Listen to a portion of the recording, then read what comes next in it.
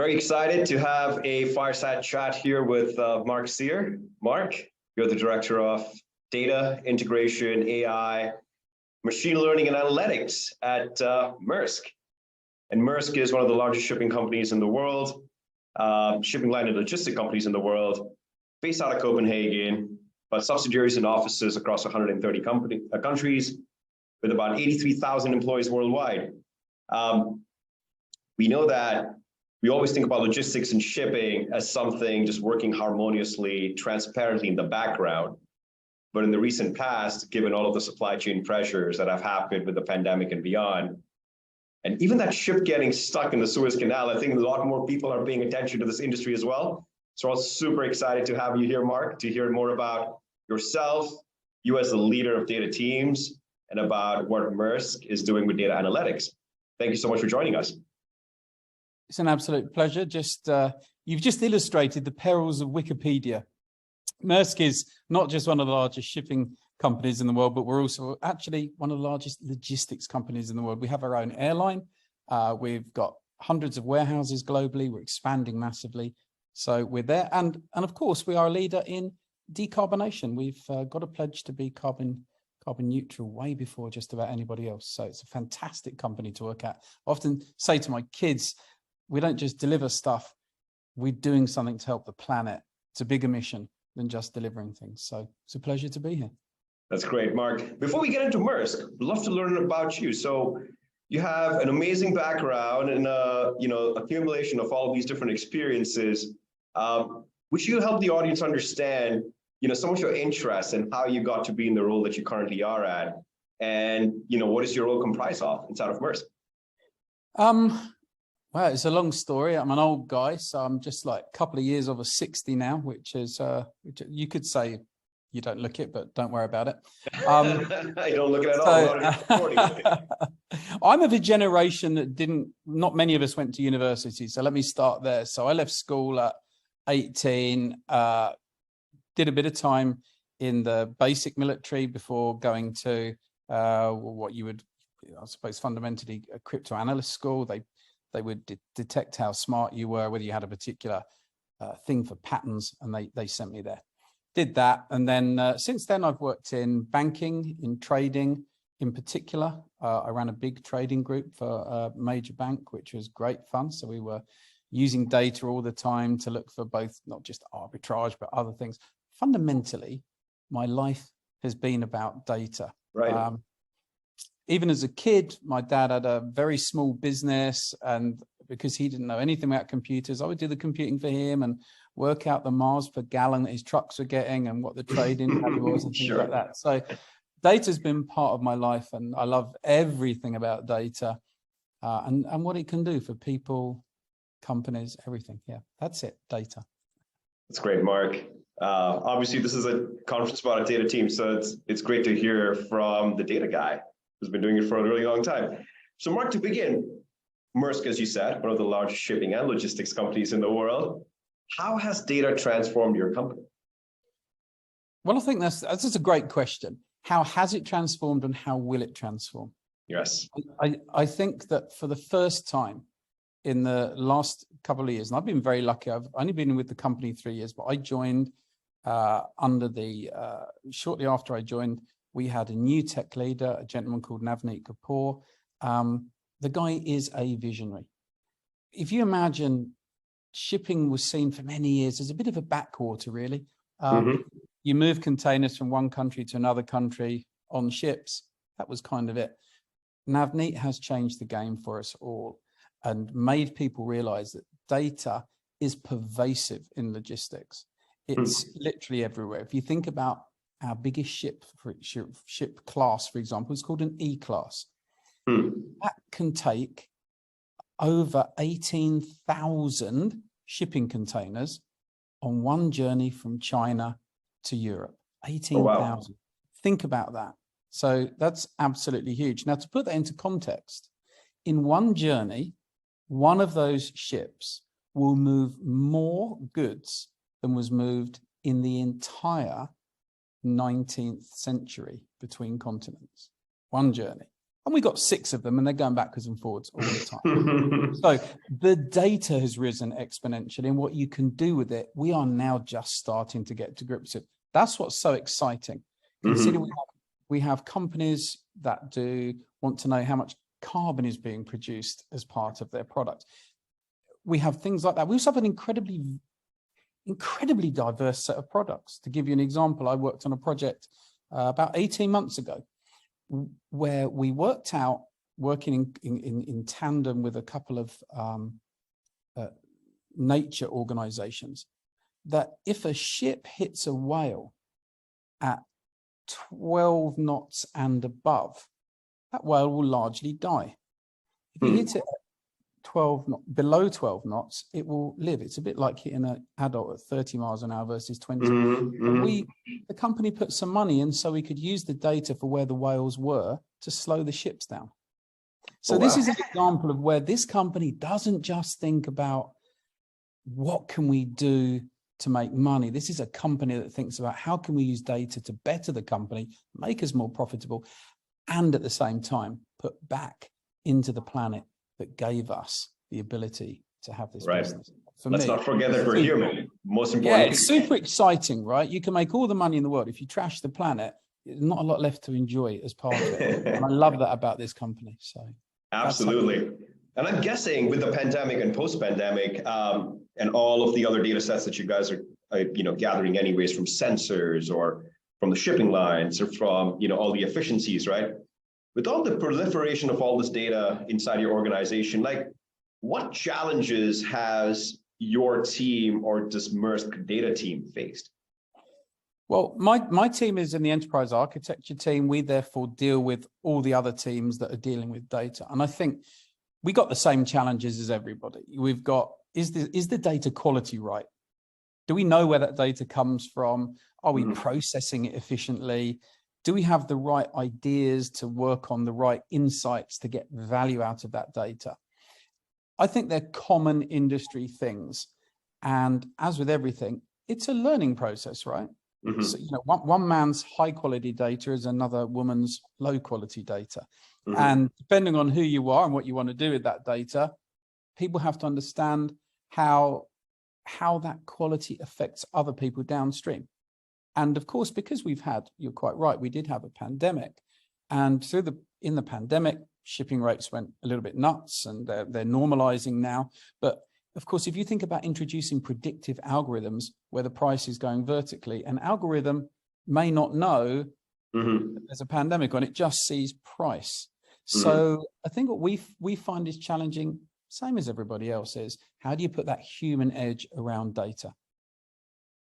Very challenging. How do you build really high performing teams? How do you get teams to truly work together and develop that esprit de corps? There's a lot of human problems that go alongside the data problems. Yeah. Mark, give us a sense of your size in terms of teams, applications, whatever would help us understand what you guys were, where you guys are, and where you guys headed. 3 years ago when I joined, there were 1,900 people in tech. We've now got nearly 6,000. We had a huge amount of outsourcing. Now we're insourcing. We're moving to an open source first, in-house, event-based company. We've been very acquisitive. We bought some logistics companies. So we've gone on the end-to-end journey now. We're the logistics integrator of choice globally. We've got our own airline. So you have to think about a lot of things that play together. My team is a relatively tiny team. We've got about 12, but we liaise with, for example, our global data and analytics team has got 600 people in it. We're then organized into platforms, which are vertically problem solving, but fully horizontally integrated, passing events between them. And each one of those has their own data team in it as well. So overall, I would guess we've got 3,000 people working directly with data in IT. And then of course, many thousands more out in the organization. So it's a big organization, super exciting. I should say, now I'm going to get a quick commercial in. If you're watching this and you are a top data talent, please do hit me up with your resume. There's a couple of thousand people watching this live, so you'll definitely. Hey, there you go, man. So listen, as long as they're quality, I don't care. I will vouch for Mark. He's a great boss as well. So when you think about the maturity curve of data operations, where do you think Maersk is at, and what stands in your way to be fully mature? Okay, so let's analyze that. I think the biggest problem in any sort of maturity curve is not defining the curve. It's not producing a pyramid to say we're here and a dial to say, well, you rank as a 1, you want to rank as a 5. The biggest problem to me is the people that actually formulate that curve. Now, everyone's got a staff turnover, and everyone or the majority of people know that they're part of a team. But the question is, how do you get that team to work with other teams, and how do you disseminate that knowledge and get that group think of what is best practice for data ops? What is best practice for dealing with these problems? It's almost a spectrum on the talent side, isn't it? Everybody's it's a spectrum on the talent side. Yeah. There's a high turnover because certainly in the last 12 to 18 months, salaries have been going crazy. So you've had crazy turnover rates in some areas, not so much in other areas. So the human side of this is one part of the problem. And it's not just the human side to like, how do you keep them engaged, etc. It's how do you share that knowledge, and how do you get that exponential learning organization going? And perhaps when we get into how we've arrived at tools like Unravel, I'll explain to you what my theory is on that. But it's kind of almost a swarm learning that you need to hear, like an ant style learning of how to solve problems. And that's the hardest thing, is getting everybody in that boat swimming in the same direction before you can apply best practice. Because everybody says this is best practice. Sure. But if it was as simple as looking at a Gartner or whoever thing and saying, oh, there are the 5 lines we need to do, everybody would do it. There'd be no need for anybody to innovate, because we could all, human beings aren't very good at following rules, right? Yeah. So what kind of shifts and changes did you have to make in your big data operations and tools that you had to put into place for getting that maturity to where you expect it to be? I think the first thing we've got to do, we've got to get people thinking slightly shorter time frames. So everybody talks about agile. Right. Agile means different things to different people. We had some people who thought that agile was, well, you're going to get a fresh data set at the end of the day. So what the heck are you complaining about? When I started 15 years ago, you got it weekly. That's not agile. Equally, you've got people who say, I need real-time data. Well, do you really need real-time data if you're actually dealing with an expense account? You probably don't. Okay. So the first thing we've got to do is level set expectations of our users. And then we've got to dovetail what we can deliver into those. You've got to be business focused. You've got to bring value. And that's a journey. It's a journey for the business users. It's a journey for our users. It's about learning. So that's what we're doing. It's taking time. Yeah, it's taking time, but it's like a snowball. It is rolling, and it is getting bigger, and it is getting better, and it is getting faster. Yeah. And then when you think about the tools, Mark, are there any that you had to put into place to accelerate this? I mean, we've probably got one of everything to start, and now we're shrinking. If I take, am I allowed to talk about Unravel? Or is this like a?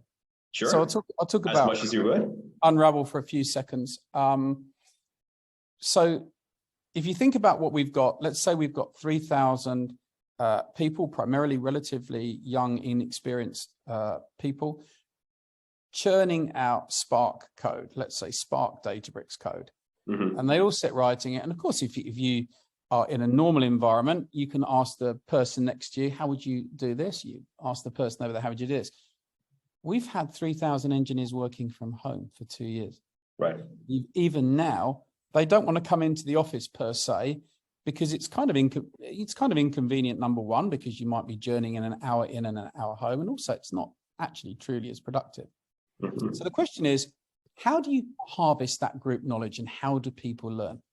So for us, we put Unravel in to look at and analyze every single line of code we write and come up with those micro suggestions, and indeed macro suggestions, that you would miss. And believe me, we've been through everything like code walkthroughs, code dives, all those things. They're all standard practice. If you've got 2,000 people and they write, let's say 10 lines of code a day each, 20,000 lines of code, you are never going to walk through all of that code. You are never going to be able to set expectations. And this is key to me, be able to go back to an individual data engineer and say, hey, dude, listen, about these couple of lines of code, did you realize if you did it like this, you could be 10 times as efficient? And it's about giving that feedback in a way that allows them to learn themselves. And that's what I kind of love about Unravel is you can get the feedback, but it's not like when you get that feedback, nobody says, come into my office, let's have a chat about these lines of code. You go into your private workspace, it gives you the suggestions, you deal with the suggestions, you learn, you move on, you don't make the mistakes again. And they may not even be mistakes. They might just be things you didn't know about. Right. And so because Unravel takes data from lots of other organizations as well, as I see it, we're in effect harvesting the benefits of hundreds of thousands of coders globally, of data engineers globally, and we're gaining the insights that we couldn't possibly gain by being even the best at self-analysis on the planet. You couldn't do it without that. And that to me is the advantage of it. It's like that swarm mentality. If you've ever, anybody watching this, have a look at Swarm AI, which is used to predict. You can use it to predict events. It's like if you take a soccer game, and I've worked in gambling, if you take a soccer match and you take 100 people, I'll call it soccer, even though the real name for it is football. It's football. I agree too. It's football. So we're going to call it football, association football, to give it its full name. If you ask 100 football fans to predict a score, you'll get a curve, and you'll generally from that predictor get a good result, way more accurate than asking 10 so-called experts. Such is with code, and that's what we're finding with Unravel, is that sometimes it's the little nuances that just pop up that are giving us benefits. So it's pivotal to how we're going to get benefits out over the longer term of what we're doing. That's great. And we always see a spectrum of skills inside an organization. So, our mission is trying to level the playing field. So anybody, even a business user, can log in without knowing the internals of all of these complex data technologies. So it's great to hear the way Maersk is actually using it. We spoke a little bit about making these changes. Would love to double click on some of these hurdles, right? Because you said it is a journey to get to people to this mature or fast moving data operations, if you may, or a more agile data operations, if you may. If you can double click for a second, like what has been the biggest hurdle? Is it the mindset? Is it managing the feedback loop? Is it changing the practices? Is it getting new types of people on board? Like what has been the biggest hurdle in making that jump? Tick all of the above. Okay. but I think yeah. So let me give you an example. There's several conversations. I've had conversations with people that have said to me, I've been doing this 25 years. There's nothing I've been doing it 25 years. Yeah. That presupposes that 25 years of knowledge and experience is better than 10 minutes with a tool that's got 100,000 years of learning over a 12-month period. So there's that. I classify that as the ego problem. Sometimes people need their ego brushing. Sometimes they need their ego crushing. It's about looking the person in the eye, working out what's the best strategy of dealing with them, and saying to them, look, get on board. This isn't about saying you're garbage or anything else. This is about saying to you, learn and keep mentoring other people as you learn. Then I remember another person said to me, oh my God, I've seen what this tool can do. Is AI going to take my job? And I said to them, no, AI isn't going to take your job. But if you're not careful, a human being that is using AI will take you. And that doesn't apply to Maersk. That applies just in general to the world. You cannot be a Luddite. You cannot fight progress. And as we've seen with ChatGPT and things like that recently, the power of the mass, the power of having hundreds and thousands and millions of nodes analyzing stuff is precisely what will bring that. As for example, my son, who's 23, smart kid, so he tells me, smart kid, good university, blah, blah, blah. he said to me, oh, Tesla, they make amazing cars. And I said to him, Tesla isn't even a car company. Tesla is a data company that happens to build a fairly average electric car. Absolutely. That's it. It's all about data. And I keep saying to my data engineers, to be the best version of you at work and even outside work, keep picking up data about everything, about your life, about your girlfriend, the way she feels, about your boyfriend, the way he feels, about your wife, your mother. Everything is data. And that's the mindset. And the biggest thing for me, the biggest issue has been getting everybody to think and recognize how vital data is in their life and to be open to change. And we all know go through the cycle of humanity, a lack of openness to change is what's held humanity back. That's it. I seek to break that as well. I love that, Mark. Switching gears, we spoke a little bit about developer productivity. We spoke about agility, data operations. Maersk obviously runs, like you were explaining, a lot of their data operations on the cloud. Yeah. And as we see a lot of organizations, when they start to get bigger and bigger and bigger in use case on the cloud, cost becomes a front and center or a first-class citizen conversation to have.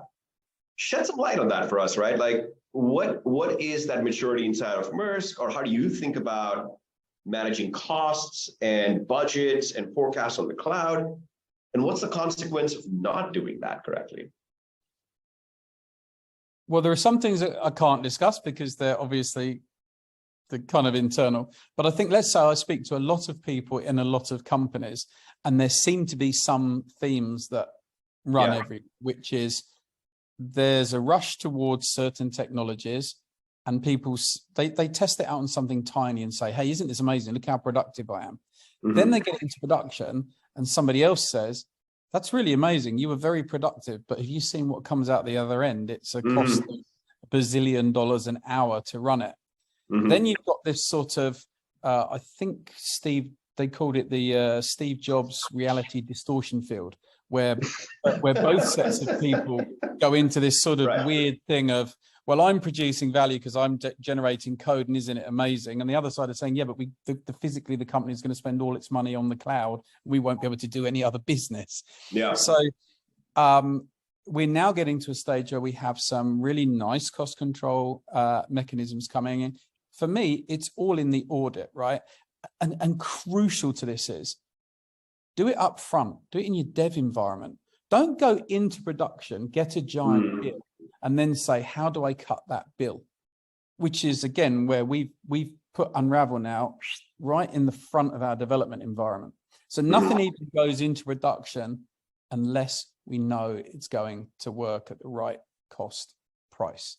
Okay, because otherwise you've just invented the world's best mechanism for closing the stable door after the cost horse has bolted, right? Right. And then that's always a pain, because post giant bill examinations are really painful. It's a bit like medicine. I don't know if you know, but in China, you only pay a doctor when you are well.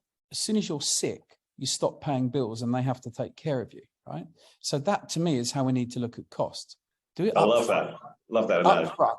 Do it up front. Keep people well. Don't ever end up with a cost problem. So that's, again, part of the mindset. Get your data early, deal with it quickly. Yeah.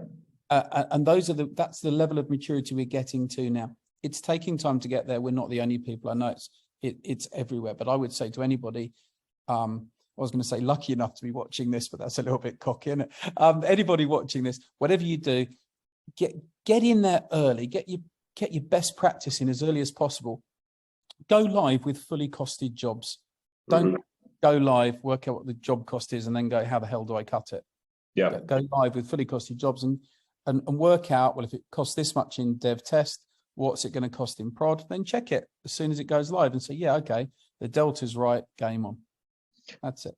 So measure twice, cut once, and then you're almost shifting left. So you're leaving it for the data engineers to go and figure this out. So there's a practice that's emerging called FinOps, which is really a lot of these different groups of teams getting together to exactly solve this problem of understand what the cost is, optimize what the cost is, and then govern what the cost is as well. So who within your team does what? I'm sure the audience would love to hear that a little bit.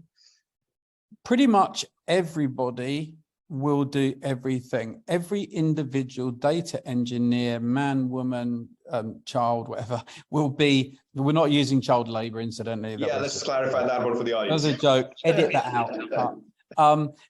Every person will take it on themselves to do that, because ultimately I have a wider belief that every human being wants to do the right thing, given everything else being equal. They want to do the right thing. So I will say to the people that I speak to as data engineers, as new data engineers, I will say to them, we will empower you to create the best systems in the world. But only you can empower yourself to make them the most efficient systems in the world. Interesting. And by giving it to them and saying, this is a matter of personal pride, guys. At the end of the day, am I going to look at every line of your code and say, oh, you wouldn't have got away with that in my day? Of course not. You know, when I started in IT, this is how depressingly sad it is. We had 16K of main memory on the main computer for a bank and an IBM mainframe, and you had to write out a form if you wanted 1K of disk. So I was an assembler program in those days. Now I've got a phone with God knows how much RAM on it. Right. And anybody can spin up a cloud environment. Absolutely. I can push a button, spin up whatever I want. Right.